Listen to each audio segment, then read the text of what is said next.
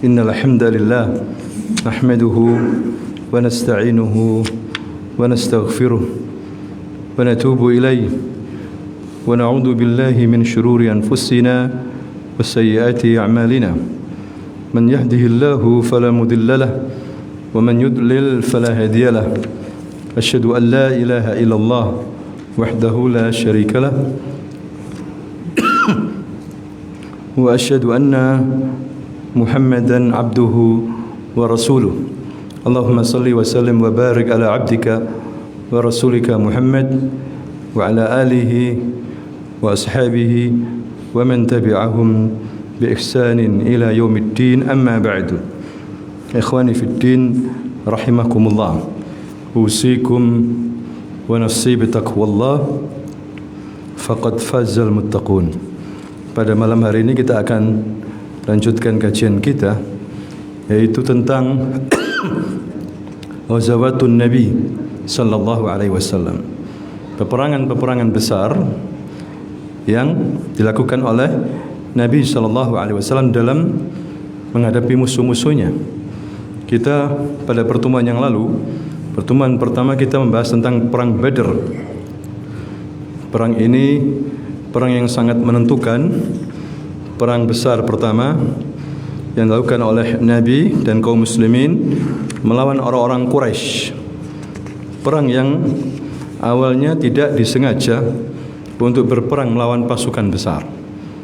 Awalnya Nabi hanya ingin mencegat kafilah dagang Quraisy, yang dimana mereka dikawal oleh 40 orang dengan membawa barang senilai sekitar 50.000 dinar. Hal ini ingin dikembalikan oleh Rasulullah kepada kaum muslimin,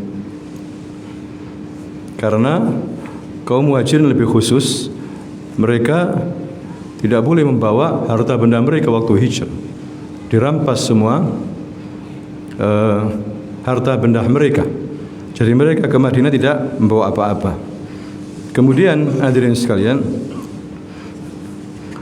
enggak taunya Abu Sufyan bin Harb kirim surat ke Quraisy. Maka mereka berkumpul menyatukan barisan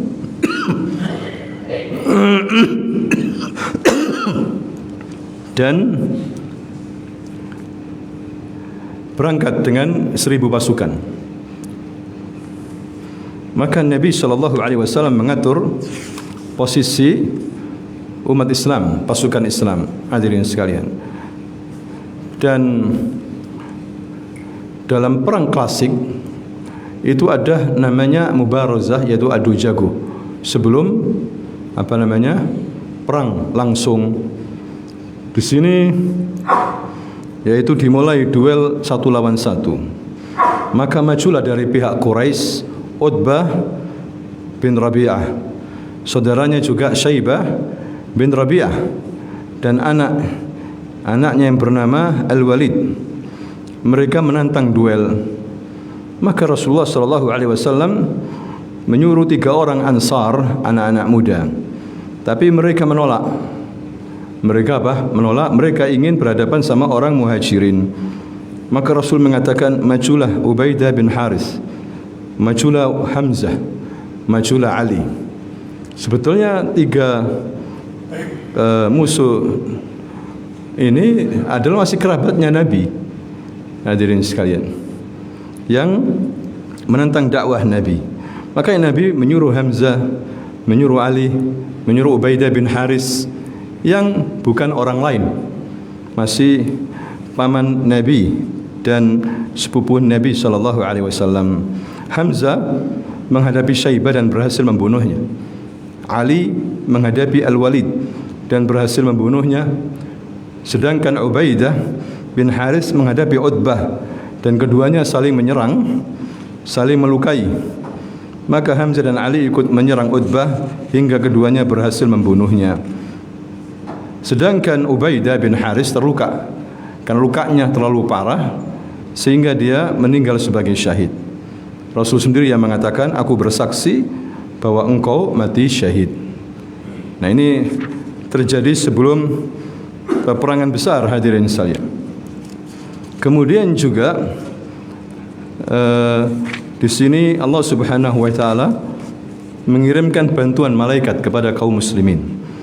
Ada sekitar 3.000 malaikat dalam surah Ali Imran ayat 124. Katakan di sini, ittaqul lil mu'minina alai yakfiyakum ayyumiddakum rabbukum bi 3,000 minal malaikati munzalin. Apakah tidak cukup bagi kamu? Allah telah membantu kamu dengan 3.000 malaikat yang diturunkan dari langit. Ini menunjukkan, hadirin sekalian, peperangan ini didasarkan dengan keikhlasan, ketakwaan, keberanian. Semata-mata mereka berjihad di jalan Allah Subhanahu wa taala. Sehingga turun bantuan dari Allah Subhanahu wa taala. Buktinya Ibnu Abbas ya dan beberapa sahabat yang lainnya itu melihat malaikat Jibril membawa senjatanya dan kudanya yang bernama Haizum. Dan malaikat Jibril mengatakan majulah Haizum, majulah Haizum. Ini fakta bahwa dalam perang Badar ini Allah Subhanahu wa taala menurunkan apa? Bantuan dari para malaikat. Ya. Kemudian juga kemenangan diraih umat Islam. Terakhir kemenangan diraih apa? Umat Islam. Nabi juga ikut memantau dalam peperangan. Katanya Sa'ad bin Waqqas, "Ya Rasulullah, hendaknya kamu punya markas komando. Jangan ikuti kami. Kamu di belakang kami, tapi di tempat yang tinggi. Kalau kita menang, alhamdulillah. Kalau kita kalah, kamu bisa ke belakang menghindarkan diri. Karena kamu lebih baik daripada adanya mereka. Kita masih butuh kamu ya Rasulullah." Maka Rasulullah dibuatkan apa? Markas komando. Ya, dan Nabi hadirin sekalian, seperti kita katakan kemarin, melempar debu mengenai wajah-wajah mereka, mata-mata mereka. Oleh karena itu Allah Subhanahu wa taala mengatakan, "Wa ma ramaita id ramaita walakinnallaha ramah." Dan tidaklah kamu ketika melempar itu kamu yang melempar, tidak. Tapi sebenarnya adalah Allah yang apa? Melemparkan. Kemudian diceritakan di sini Rasulullah sallallahu alaihi wasallam membuang atau mengubur pemimpin-pemimpin Quraisy yang tewas ya dalam sumur. Dikatakan mereka ahlul qalib. Ya, yang dilempar ke sumur. Kemudian Nabi sallallahu alaihi wasallam mengatakan, "Wahai Fulan bin Fulan, wahai Amr bin Hisham, Abu Jahal, apakah kalian sudah mendapatkan janji Tuhan kalian, Latta wa Uzza? Sedangkan kita telah mendapatkan janji dari Tuhan kita, Allah Subhanahu wa taala." Maka para sahabat kemudian mengatakan, "Ya Rasulullah, tukallim amwat?" Kamu berbicara sama orang yang sudah mati ya Rasulullah. Apakah mereka mendengar? Nah, mereka diperdengarkan oleh Allah SWT ucapanku, supaya tambah hina ya keadaan apa mereka. Hadirin sekalian, ini terjadi pada perang apa? Badar. Seperti yang terjadi pada kematian Abu Jahal bin Hisham Al-Mahzumi, di mana awalnya yang mengajar dia ini anak-anak muda, namanya Mu'ad dan Mu'awwid. Ya, umur 17-16 tahun. Dia bertemu dengan Abdurrahman bin Auf di medan pertempuran dan mengatakan, "Ya ammi, tunjukkan kepadaku mana Abu Jahal." Kemudian Abu Jahal dikerumuni oleh banyak orang berdiri. Nah itu, yang di sana itu Abu Jahal. Badannya besar, dikelilingi oleh sekitar 20 orang. Itulah Abu Jahal. Karena kita mendengar Abu Jahal ini suka memaki-maki Rasulullah sallallahu alaihi wasallam. Nah, ketika ditunjukkan langsung dua anak ini mengejar Abu Jahal. Walaupun dihadang banyak, ada yang putus tangannya, tapi sampai tembus ke daerahnya Abu Jahal dan menghabisi mereka, menghabisi dia, maksudnya dua orang ini. Ya, setelah itu baru kemudian mereka melarikan diri walaupun terluka parah. Hadirin sekalian, ketika ditanya oleh Rasul, apakah kamu sudah menghabisinya? Iya, kita sudah menghabisinya. Cuma saya masih ragu. Saya belum melihat jenazahnya. Coba kalian cari jenazahnya Amru bin Hisham, yaitu Abu Jahal. Dicari, nggak taunya ketemu sama siapa? Abdullah bin Mas'ud. Dulu Abdullah bin Mas'ud adalah budaknya. Masih sekarat Abu Jahal ini. Langsung disembelih sama Abdullah bin Mas'ud dan dibawa kepalanya ke hadapan Rasulullah sallallahu alaihi wasallam, dan Rasul mengatakan, "Hadza fir'aun hadhil ummah." Ini fir'aunnya umat ini. Nabi bertakbir. Hadirin sekalian, inilah biang kerok permusuhan ya kaum jahiliyah dengan umat Islam. Dimotori sama siapa? Amru bin Hisham atau Abu Jahal. Padahal dijuluki Abul Hakam. Yang menarik adalah Umayyah bin Khalaf. Diceritakan dalam sirah Umayyah bin Khalaf ini juga orang kaya, orang terpandang, tokoh kafir Quraisy. Dulu mitranya bisnisnya Abdurrahman bin Auf. Makanya ketika melihat orang kafir Quraisy terpojok, dia minta syafaat, minta minta perlindungan. Ya Abdurrahman bin Auf, lindungi aku dan anakku ini. Ya saya lindungi. Katanya siapa? Abdurrahman, engkau dalam perlindunganku. Tapi ketika itu Bilal bin Rabah melihat, ya dia adalah tuannya siapa? Bilal, dan yang menyiksa Bilal. Bilal mengatakan, kalau Umayyah bin Khalaf hidup saya enggak tenang. Dikejar itu. Ya, kemudian dihadang sama Abdurrahman bin Auf. Kata Abdurrahman bin Auf, kamu tiarap, aku di atas punggungmu. Tiarap. Akhirnya sama Bilal dia tusuk dari bawah. Ya, dan Abdurrahman bin Auf kena kakinya. Makanya setelah itu dia pincang. Ya, gara-gara ditusuk oleh banyak umat Islam. Ketika Bilal berteriak, ini musuh Allah, langsung diserbu. Ya, padahal dia dalam lindungan siapa? Abdurrahman bin Auf. Hadirin sekalian, dari situ Abdurrahman bin Auf ini terluka kakinya dan pincang. Ya, seumur hidupnya. Ini beberapa kejadian pada waktu Perang Badar. Kemudian akhwafillah, begitu juga yang menarik di sini Umar. Menunjukkan kuatnya Umar ini, dia dihadapkan pada suatu musuh pamannya dari pihak ibu, khaluhu. Akhirnya dia bertarung habis-habisan sampai pamannya ini mati. Bayangkan. Jadi perang Badar ini bukan perang biasa, perang perasaan juga. Yang dilawan ini keluarga sendiri. Ya, kadang ayah sendiri, saudara sendiri. Abu Bakar mau membunuh siapa? Abdurrahman bin Auf. Abdurrahman anaknya. Anaknya Abdurrahman. Ketika dilihat Abdurrahman dikejar sama Abu Bakar, hampir kena, tapi dia melarikan diri. Tidak peduli.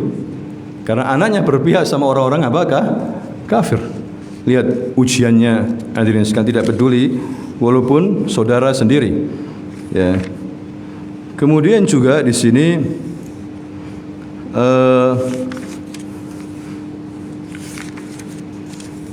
perselisihan, ya, rampasan perang. Sebagian kaum muslimin itu mengusulkan agar tawanan perang ini yang jumlahnya 70 orang itu ditebus dengan harta sekian. Ya. Rasulullah dan Abu Bakar termasuk yang setuju agar ditebus, dan disuruh mengajari orang Madinah menulis dan membaca Al-Quran. Karena orang Madinah ini petani, ummi, sedangkan orang Mekah pinter-pinter. Tapi Umar tidak setuju. Kata Umar, ya Rasul, ini musuh Allah, bunuh aja ya Rasul. Tapi Rasulullah sudah terlanjur memutuskan untuk ditebus. Nggak taunya besoknya turun ayat membenarkan Umar. Membenarkan usulnya Umar tidak seharusnya orang-orang beriman terkecoh dengan harta benda kehidupan dunia. Padahal mereka musuh-musuh Allah Subhanahu wa taala. Nah, ini hadirin sekalian beberapa ghanimah, sehingga turunlah surah Al-Anfal tentang masalah ghanimah ini. Kemudian juga masalah tawanan. Ya, Mus'ab bin Umair punya saudara, punya kakak. Ya. Kemudian dia mengatakan kepada pasukan yang menawannya, orang ini ibunya kaya, jangan dilepas kecuali dengan uang yang banyak.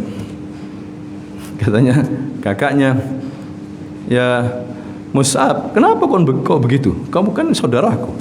Tidak peduli, mereka ini saudaraku, kamu bukan saudaraku. Nah, ini iman hadirin sekalian yang ada pada diri sahabat.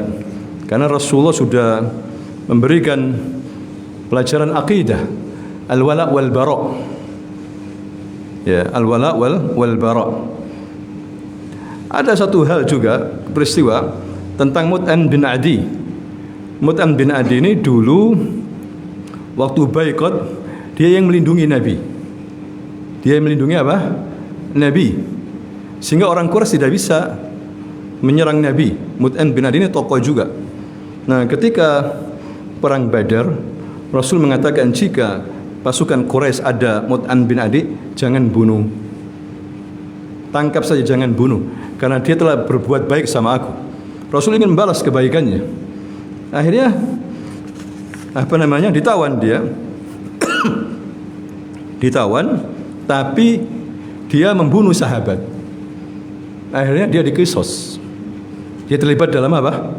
Pembunuhan terhadap apa? Sahabat. Akhirnya dikisos. Padahal dia dilindungi oleh siapa? Nabi SAW. Dan Nabi membenarkan. Ya, seperti itu. Seperti Nabi misalnya memaafkan Zainab binti Haris, seorang Yahudi, perempuan yang meracun Nabi.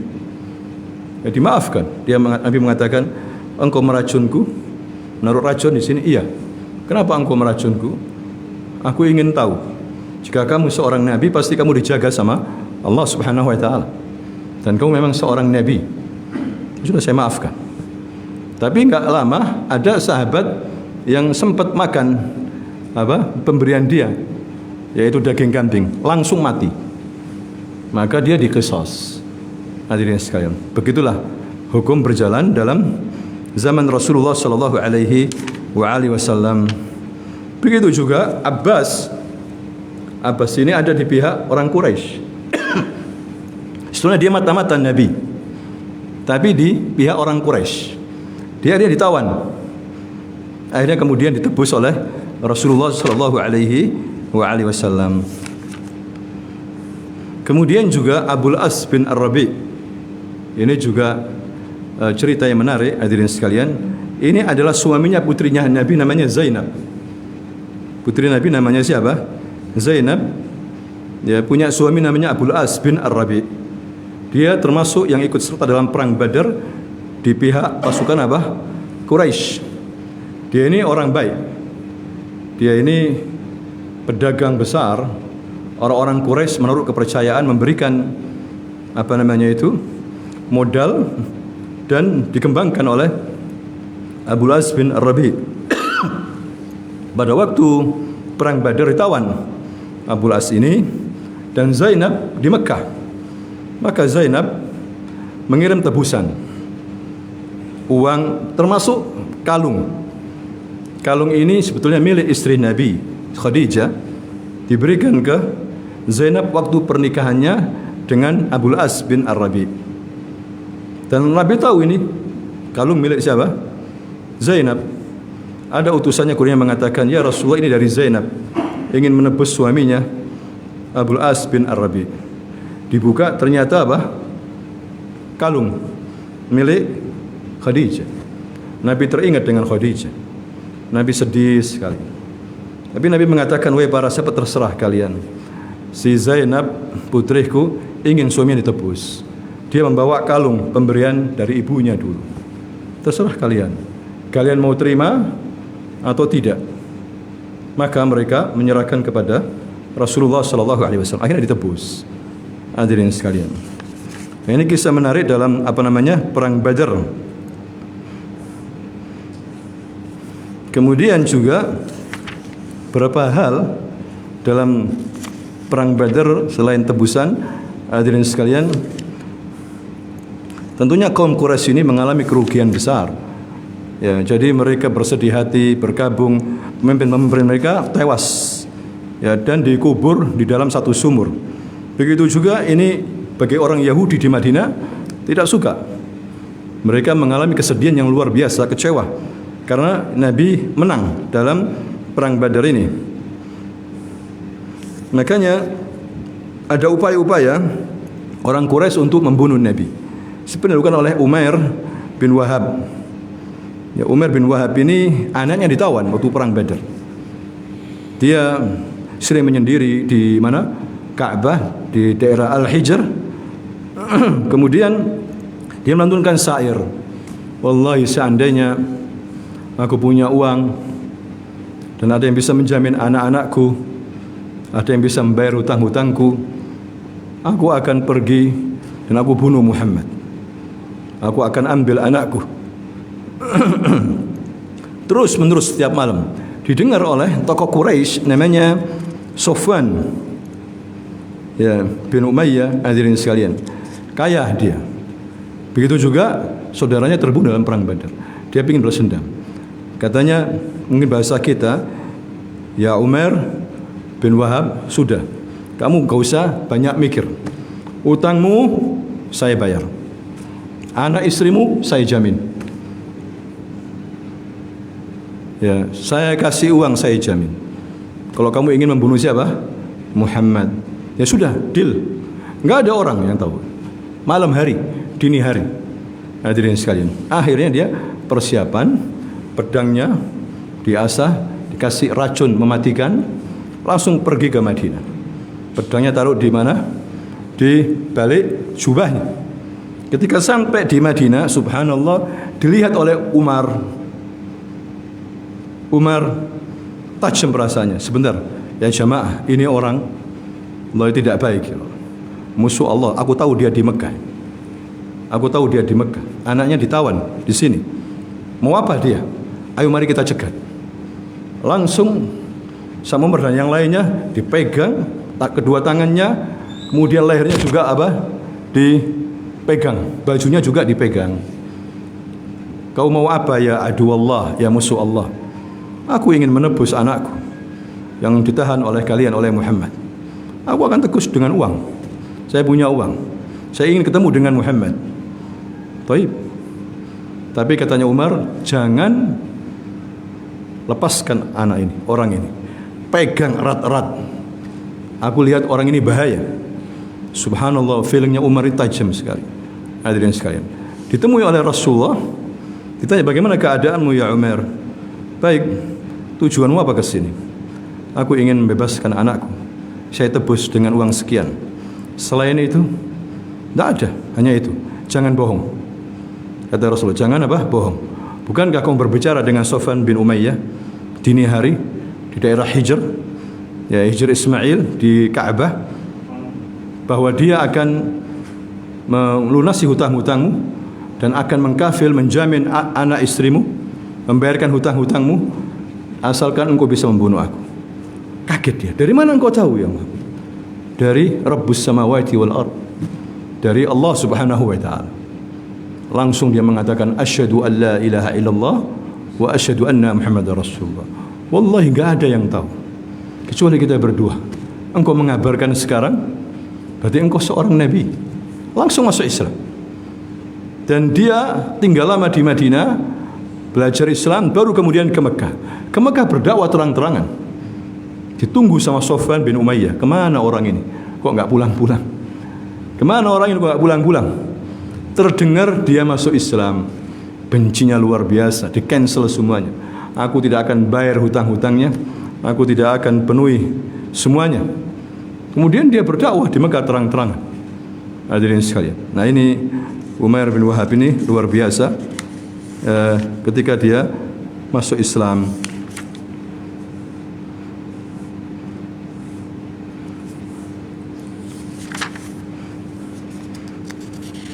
Kemudian yang bisa kita ambil pelajaran dari perang Badar ini, ikhwah fillah, pertama hakikat nasr, hakikat kemenangan itu ja'a min indillah, datang dari Allah Subhanahu wa taala. Wa man nasru illa min indillah.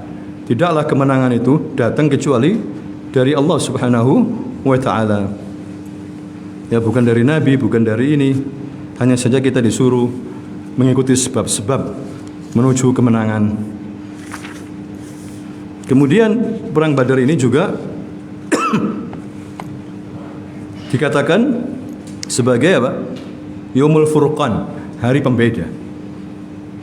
Yaumul Furqan. Kalau dikatakan Yaumul Furqan berarti apa? Perang apa? Badar. Pembeda antara Muslim dan kafir. Jelas. Dan tidak ada orang munafik. Setelah perang Badar baru muncul orang munafik di Madinah. Kemudian berikutnya terjadi di sini loyal, ya, wala wal bara, itu kelihatan sekali. Ya, kita lihat bagaimana Abu Bakar mengejar anaknya namanya Abdurrahman, hampir kena dan mau dibunuh sama bapaknya ini, enggak peduli dia anaknya.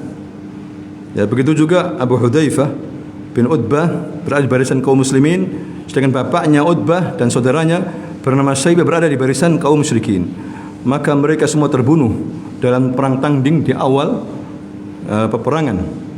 Mus'ab bin Umair juga sama saudaranya Abdul Aziz tadi, enggak peduli, ini ibunya orang kaya, ibunya dia sendiri. Ya, minta tebusan jangan murah, yang mahal. Yang apa? Yang mahal. Ibunya orang kaya. Seperti itu.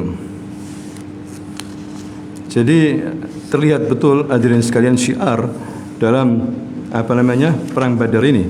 Juga turun mukjizat, yaitu turunnya para malaikat, ya, terbunuhnya tokoh-tokoh musyrikin, dan Rasulullah sallallahu alaihi wasallam sebelum perang Badar memberitahu Amr bin Hisham akan terbunuh di sini. Umayyah bin Khalaf akan terbunuh di sini. Fulan bin Fulan terbunuh di sini. Dan kata Ibnu Mas'ud, semua apa yang dikatakan Rasulullah itu benar. Ya, benar semuanya. Tempat-tempat terbunuhnya para tirani ini benar, hadirin sekalian.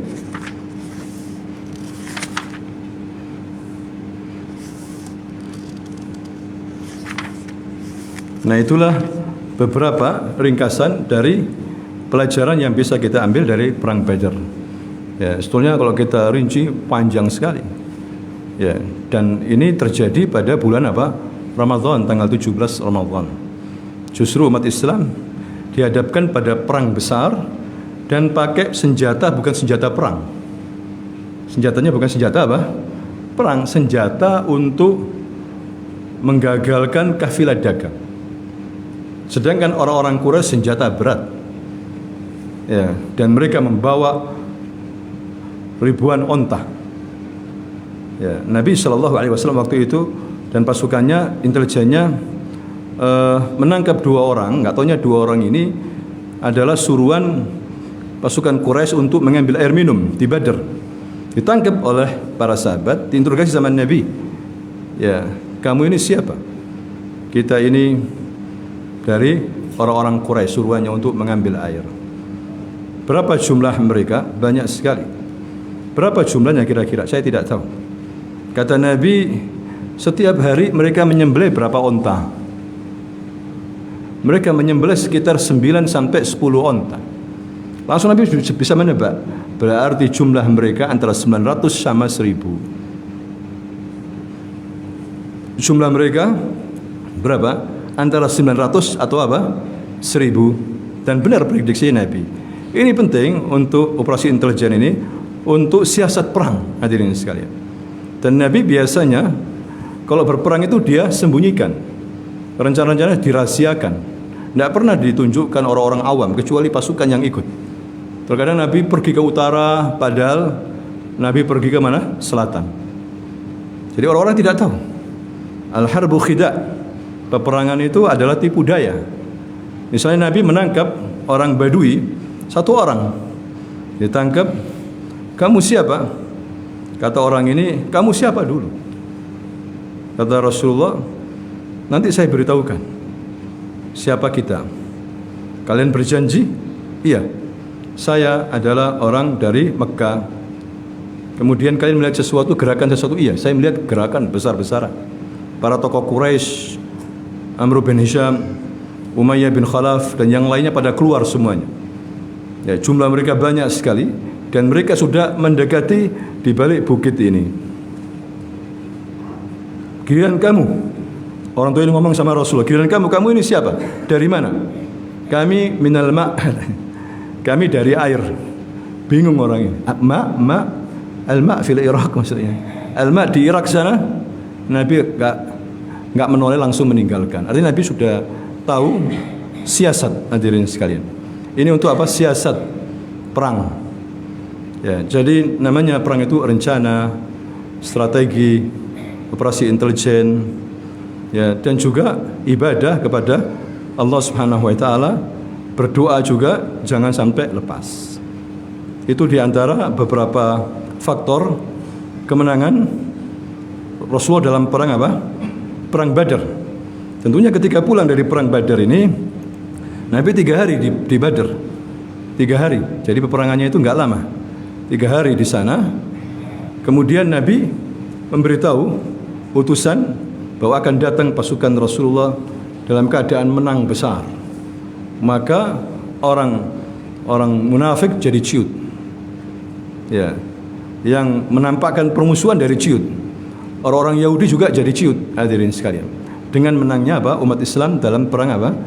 Badar. Wallahu taala a'lam bishawab.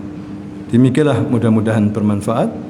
Subhanakallahumma wa bihamdika asyhadu an la ilaha illa anta astaghfiruka wa atubu ilaik. Assalamualaikum warahmatullahi wabarakatuh.